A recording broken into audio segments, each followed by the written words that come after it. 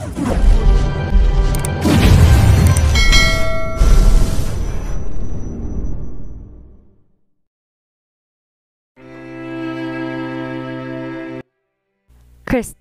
anong problema? Nag-alala si Pamela na baka napaso si Krista dahil natagalan siya sa kusina. Kaya bumangon siya upang silipin ko ano nangyari kay Krista.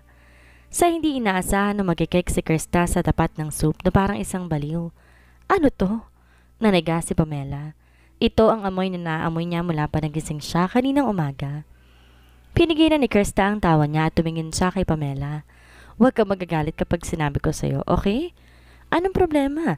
May herb ang lahat ng ito. Dinampot ni Krista ang isang sangkap at nagpaliwanag siya. Ang mga ito ay ginseng slices. Ito naman black fungus. Mga fennel naman ang mga to. Karaniwan ang iba sa mga to. Kilala mo rin ang mga to. Goji berries, luya. Naguluhan si Pamela. Para saan ang mga yan? Bakit ginawa ni Denver ang soup na to para sa akin?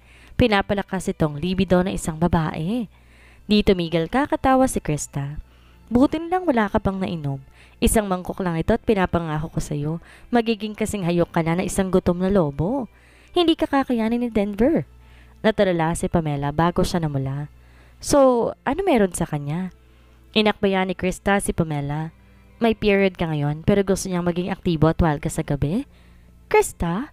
Tumingin na masama si Pamela sa kanya at pinigilan niya siya sa pagsasalita.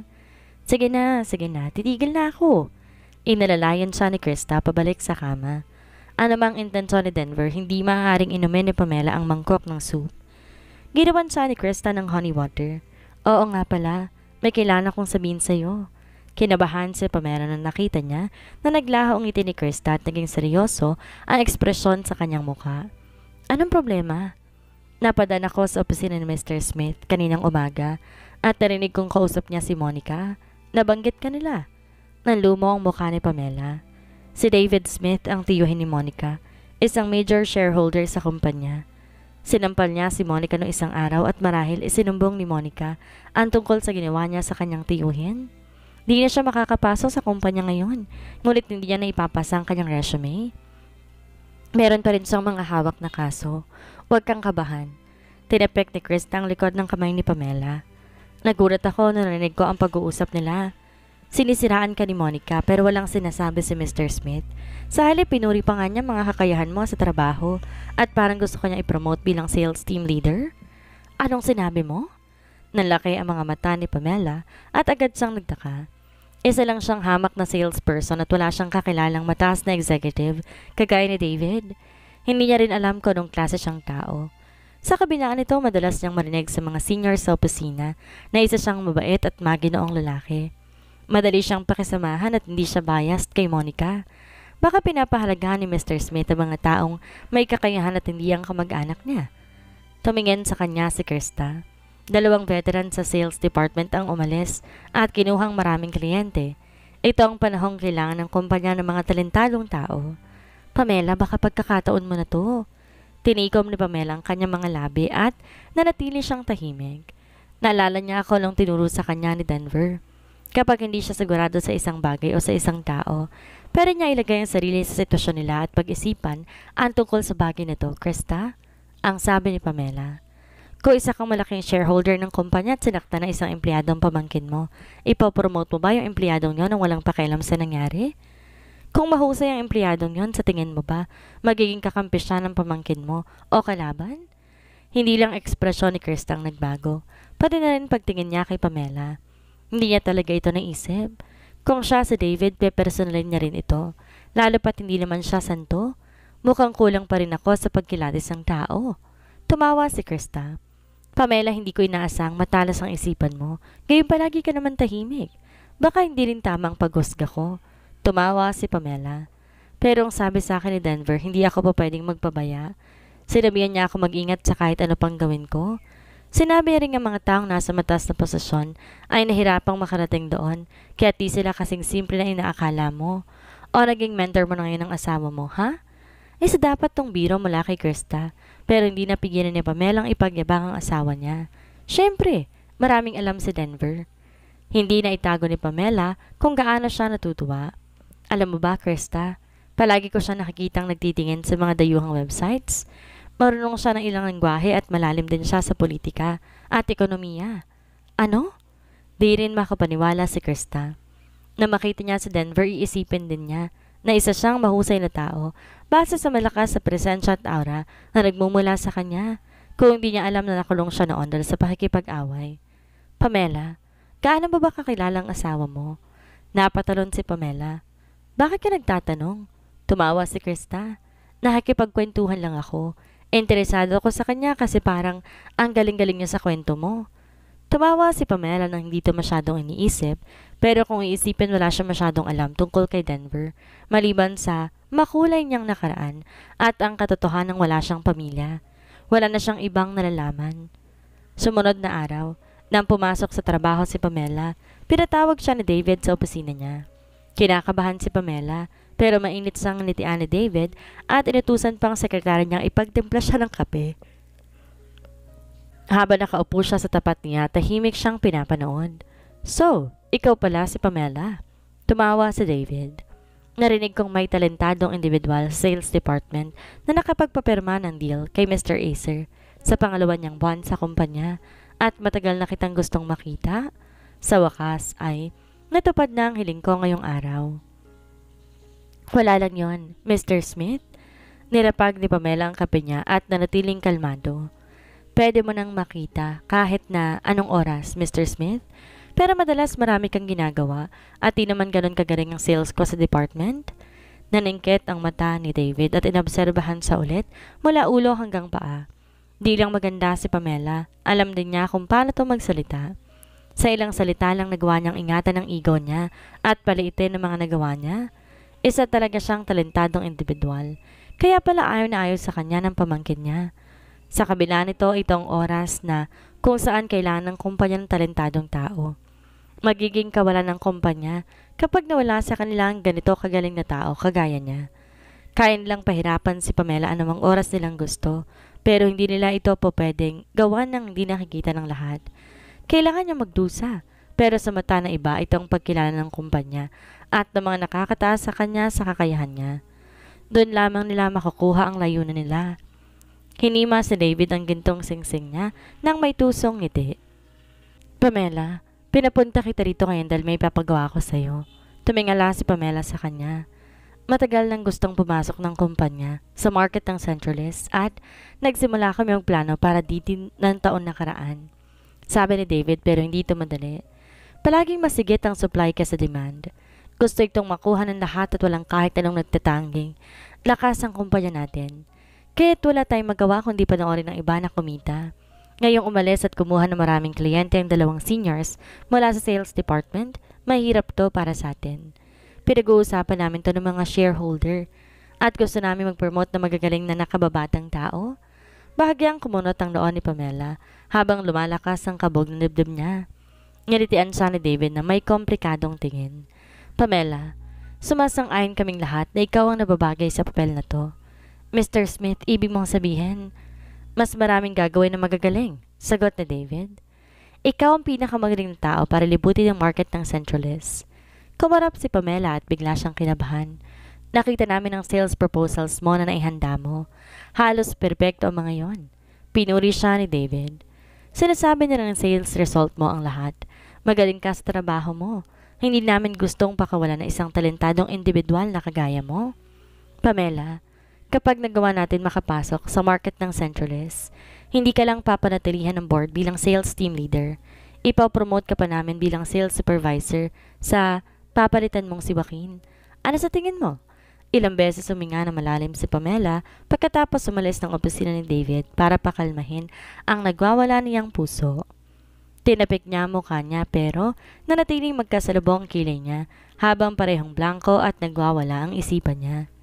Di pa ganon katagal simula nang pumasok siya sa pagtatrabaho at ginawa niyang lahat base sa kutob niya. Hindi niya malaman kung anong iniisip ni David o kung ano ang klase ng laro ng chess ang nilalaro niya. Madali ba siyang palitan o di kaya pambara lamang siya sa kanyon? Nakakatuksong posisyon ng sales supervisor at naisip niya ring isang magandang hamon ang kilalanin ang market ng Centralist. Pero para ba itong isang oportunidad o isang krisis? Bumuntong hininga si Pamela. at gusto niyang bumalik sa upuan niya para pag-isipan ito. Pero biglang may nakangising lumapit sa kanya. Nagulat si Pamela. Hinarangan ni Joaquin ang daan niya, nakangisi at napakasama ng titig niya sa kanya. Ha, munti kong junior, natuto ka na ngayon. Inaasa mo pa ang posisyon ko, ha? Hindi gustong makipagtalo ni Pamela sa kanya at nilampasan niya ito.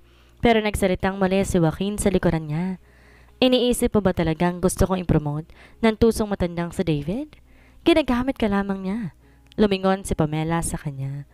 Hinila ni Joaquin ang kurbata niya sa inis.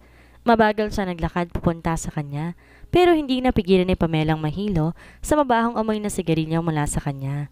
Pamela, kung gustong gusto mo talaga ang posisyon ko, ibibigay ko sa'yo. Bakit mo ako ginaganito? Hindi ko kailanman gustong makuha ang posisyon mo. Malamig na tumingin si Pamela sa kanya. Pinapupunta ako ni Mr. Smith at sinabi niyang mas maraming trabaho ang mga magagaling. Suminghal si Joaquin. Ginamit rin ako ng matandang yon sa ganitong paraan noon. Dumilim ang titig ni Pamela habang sumandal siya para gumawa ng distansya sa pagitan nila. Ang centrolis isang piraso ng karne na sa sobrang hirap nguyain walang magawa ang direktor. Tapos ikaw gusto mong makuha? Kailangan natin tong subukan para malaman kung posible ba ito. Malinaw na sumagot si Pamela. Kasing linaw ng mga titig niya. Hindi kailanman pinahahalaga ng kumpanya ang tagal ng pinagtatrabahuhan dito. Kung takot ka talagang makuha ko ang posisyon mo, makipaglaban ka sa akin ng patas. Tumawa si Joaquin. Pamela, ang cute mo sa sobrang katangahan mo. Sige, dahil gusto mo talagang nguyain ang malagomang karning ito, sasabihin ko sa iyo natutunan ko sa mga nagdaang taon. May 4 na major families sa Centralis. Kunin mong loob ng kahit alin sa kanila at di ka mag-aalala buong buhay mo. Madilim ang tingin ni Joaquin. Kahit hindi mo naisipin ng mga Crawford, ang pinakamataas sa 4 major families, pwede mong subukan ng mga Bentacourt. Kilala sa pagiging babaerong tagapagmana nila. Malay mo, baka magustuhan ka niya. Masama ang mukha ni Pamela habang nakatikom ang mga kamao niya. Huminga siya ng malalim at ganitian si Joaquin pagkatapos ng ilang segundo ng pananahimik. Mahilig ka talagang magsalita tungkol sa mga babae at sa kagandahan nila. Huminto si Joaquin at inobserbahan siya na may nanininggit na mga mata. Joaquin Fortalejo. Tinawag siya ni Pamela gamit ang buo niyang pangalan at nang may malamig na titig. Para sa iyo, binabayad ng babae ang sarili nila para makuha lang kahit anong karangalan. Tama ba? Kailangan ibenta ng mga babae ang mga sarili nila at kumapit sa patalim kapag may gusto silang marating? Tumingin sa kanya si Joaquin at suminghal sa pagkamuhi. Ha! Sa sobrang dalas mong pag-usapan yan, mukhang naiinggit ka sa natural na lamang ng mga babae. Tama ba ako, Mr. Fortalejo? Kinaayawan mo sigurong isa kang lalaki at di mo magawa ang shortcut ng mga babae kapag pumalpak kang pumirma ng deal. Pero ayos lang yan. Pinapatong ni Pamela ang mga braso niya at nagsabi, may bansang magaling sa transgender surgeries. Dito masyadong malayo at mura lang dito. Ang ticket papunta at pabalik at kalahati lang ng sahod mo sa isang buwan. Pwede kang umalis ng Sabado o Linggo para magpa-opera. Ano? Pinagkaskas ni Joaquin ang tingipin niya. Pamela, ikaw. Gwapo ka, Mr. Fortalejo. Tiyak mas maganda ka sa akin pag naging babae ka. Sasandalan ka ng kumpanya para sa benta kapag nangyari yon. Tumawa sa likod ng mga kamay nila ang mga tao na nasa paligid nilang nakakarinig dito habang nagbubulungan sila tungkol sa pagkatalo ni Joaquin. Gumisi si Pamela at umalis. Nanatili si Joaquin sa kinatatayuan niya habang sandaling nakatulala. Ang talim na kumikinang mula sa titig ni Pamela ay nakakapangilabot at kagayang-kagaya na kay Denver na bumugbog sa kanya nitong isang araw. Binasa ni Pamela ang impormasyon sa computer pagkatapos niya makauwi at kumain ng hapunan. Interesado si Denver at sumilip siya sa likuran niya. Pero nakita niyang larawan ni Genaro sa screen ni Pamela. Pinag-aralan ni Pamela ang impormasyon at larawan buong magdamag habang kinakabisang gusto at iba pa ni Genaro. Dumilim ang titig ni Denver. Pagkatapos tahimik siya nagpunta sa balkonahe at isinara ang pinto. Naroon ng sandbag at boxing gloves niya at nagboxing siya. Habang tumatagal mas lalo siyang naiinis. Tumingin siya sa loob ng bahay at nakita niya si Pamela nakatitig pa rin sa computer. Siluntok niya ang bag at tumayo sa isang sulok ng balkonahe. Kinuha niya ang phone niya. Pinag-isipan ito at tinawagan si Genaro. Nasa bar si Genaro. Nagulat siya sa natanggap niyang tawag. Anong maitutulong ko sa'yo? Tahimik ang kabilang linya. Tinignan ni Genaro ang screen. Maayos naman ang signal at konektado pa rin ang tawag, kaya nagtanong siya ulit. Anong meron? Tahimik pa rin si Denver. Magsabi ka lang sa akin ng kahit ano. Sisiguraduhin kong biglang sumabog ang speaker kasabay ng isang sigaw. Huwag kang lilitaw sa harapan ko na walang dahilan. Nanginig si Genaro. Nang tignan niya ulit ang screen nakababa ng tawag, hindi siya makapaniwala. Si Denver na kahit kailan hindi siya unang tinawagan ay tumawag sa kanya sa gitna ng gabi para lang sigawan siya. Sa pagtataka, tumingin si Genaro kay Franco. Ano bang ginawa ko sa kanya? Ngayon hindi din siya kayang tulungan ni Franco. Dahil ba hindi magandang recipe na binigay mo sa kanya? Sinampal ni Genaro ang sarili niyang ulo. Hindi ba siya nakukontento? Tumawa si Franco. Baka sumobra ito at nagulong hormones ni M. Muntik mabuga ni Genaro sa mukha ng lalaki ang alak na iniinom niya. Hinila ni Denver ang pintuan ng balkonahe para pumasok. Tinaas niya ang mukha niya at nakita niya ang bahagyang gulat sa mga mata ni Pamela. Ano? Para bang hindi siya nababahala. May kausap ka sa phone? Yung preso dati, sagot ni Denver. Nangihiram siya ng pera, ngayong nakalaya na siya. Sabi ko sa kanya wag niya akong tawagan kahit kailan. Oh, tumango si Pamela. Kaya palang lakas ng sigaw mo kanina. Halos gumuho na ang buong building eh. Pero tamang ginawa mo. Huwag mong kakausapin ng mga tao sa nakaraan mo hanggat maaari. Lalo na nga't kasal ka na. Mabubuhay na tayo na maayos mula ngayon. Naantig ang damdamin ni Denver. Sa kabila nito'y nakatingin pa rin si Pamela sa screen nang sinabi niya yon. Nang maalala niyang naroon ang larawan ni Genaro, nainis siya. Matagal nang nakatingin si Pamela sa screen. Kinasot ang mata at naramdaman niyang sumakit ulit ang tiyan niya. Nang naghanap siya ng painkiller sa paligid, lumapit si Denver at isinara ang laptop. Napahinto siya at tumitig sa kanya na may nanlalaking mga mata. Anong ginagawa mo? Nagbabasa pa ako oh. Ano pa bang kailangan mong basahin? Nakasimangot siya. Yung sa kliyente. Kailangan ko muna maging pamilyar sa habits at interes niya.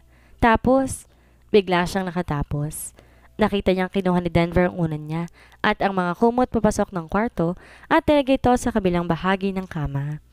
Napatalon ang puso ni Pamela habang naramdaman niyang uminit ang mukha niya. Mahina siyang nagtanong, anong ginagawa mo? Nakasimangot pa rin si Denver nang bumulong siya. Matulog. Namula ang mukha ni Pamela. Tahimik siya nakatayo sa pintuan ng kwarto at pinaglalaroan ng lilay ng damit niya.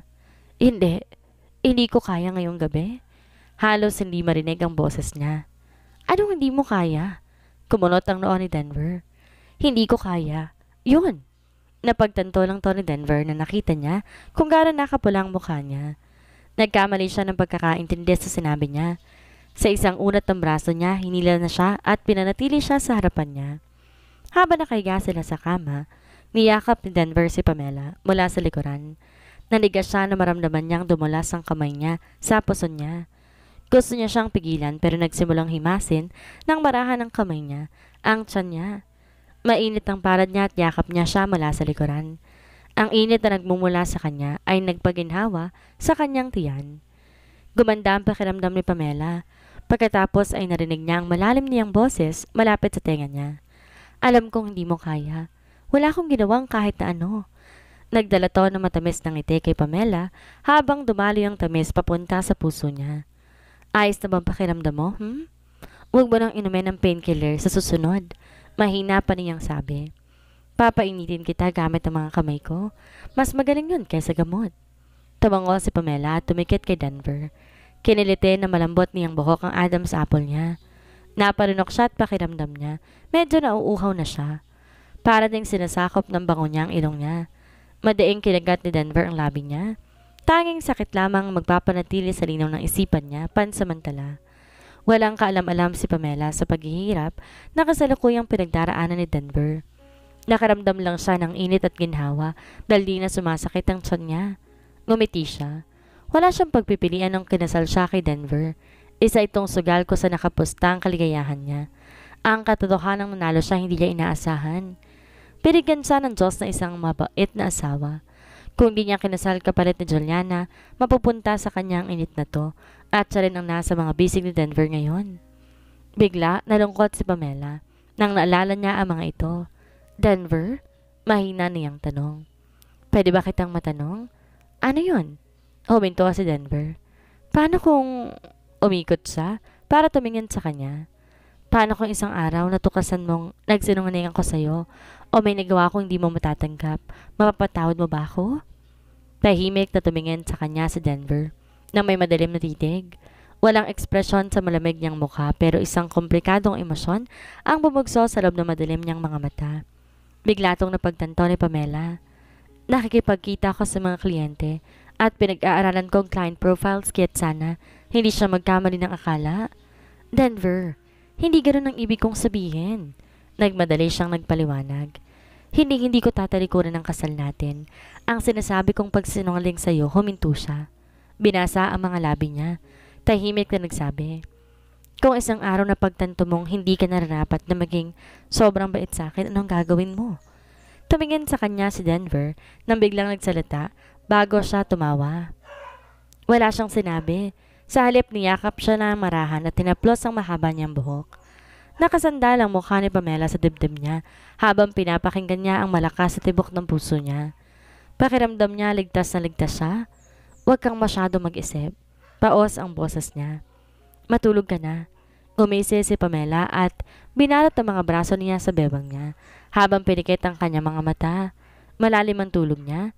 Sanay si Denver matulog mag-isa at hindi siya masyadong makatulog magdamag.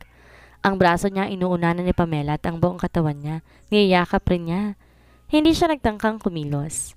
Nang nagising siya sa umaga, napansin niya nakalapit sa kanyang babae na parang pugita. Ang isa sa makinis niyang binte nakasalambay sa balakang niya at ang mga braso niya nakabalot sa leg niya. Pinagkiskis niya rin ang mga ngipin niya. Hindi siya mukhang presentable habang natutulog pero kaya-aya totoo itong tingnan. Tumawa si Denver at di niya magawang guluhin ang masaya niyang panaginip. Marahan siyang pinaharap sa kabila at maingat na umalis sa kama para gumawa ng agahan. Na nagising si Pamela, kinapa niyang puwang sa tabi niya.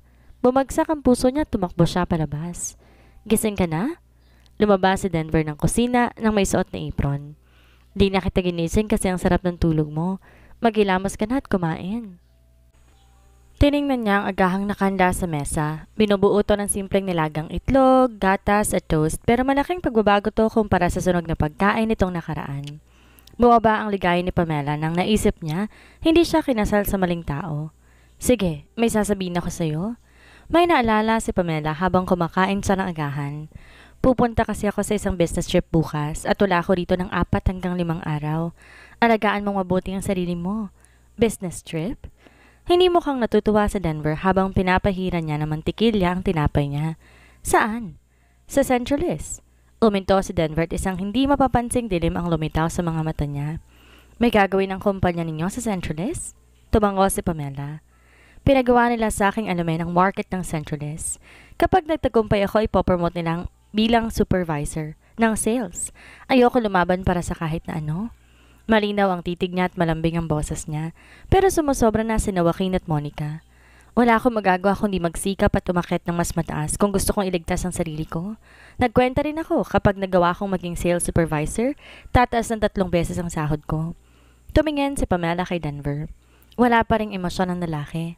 Honey, marahang hinawakan ni Pamela ang kamay niya at nakangiting nagsabi, pwede tayong lumipat sa mas malaking bahay at mabuhay ng mas komportable kapag kumita ako ng mas maraming pera.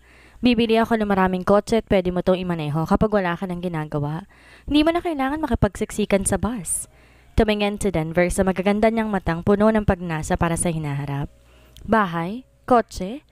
Kaya niya magkaroon ng kahit ilan sa mga yun kung gusto niya, kahit gaano pa kalaki ang bahay at gaano pa kamahal ang kotse. Kasing karaniwan to ng tinapay at mantikili ang hawak niya ngayon. Pero walang pangalawang babaeng kagaya na nasa harapan niya na siya lang ang nakikita. Nanginig ang mga mata ni Denver. Pakiramdam niya ay nahihirapang huminga na para bang may nakabarang bato sa puso niya. Ikaw kamo, gusto mo talaga akong alagaan? Kumurap si Pamela. Oo, bakit? Palaging ang lalaki nag-aalaga sa babae. Walang babaeng kumikita para sa asawa niya. Naghahanap din ako ng trabaho kamakailan. Malapit na rin siguro akong balitaan doon. Mahinang sabi ni Denver. Di ko hayang mag-isa mong gawin ang lahat. Ang bahay na to pagmamayari na nating dalawa. Ako ang magiging responsable para sa'yo. Tinitigan siya na matagal ni Pamela at malambing nang umiti.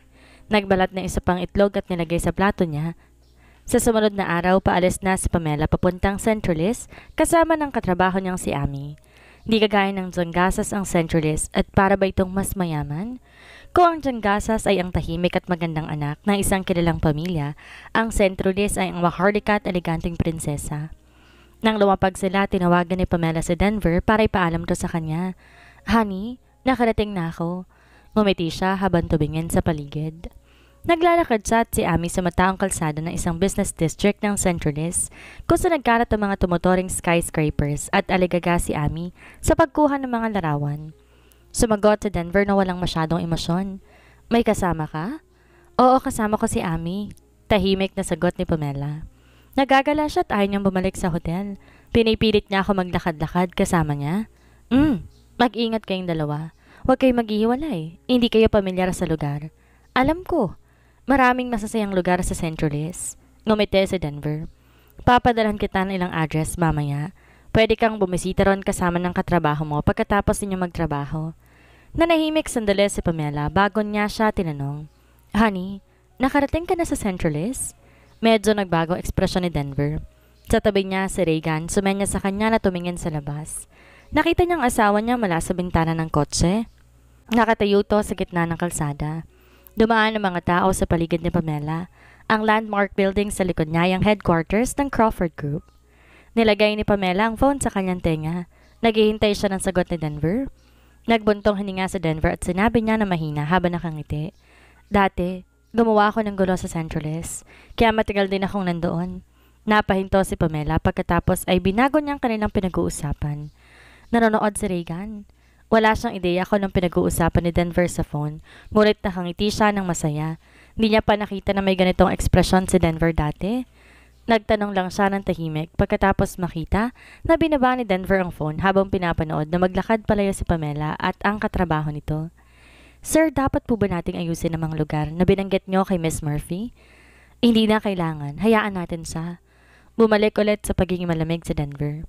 Magpadala ka ng mas maraming tao para magprotekta sa kanya sa mga susunod na araw. Maging malihim ka.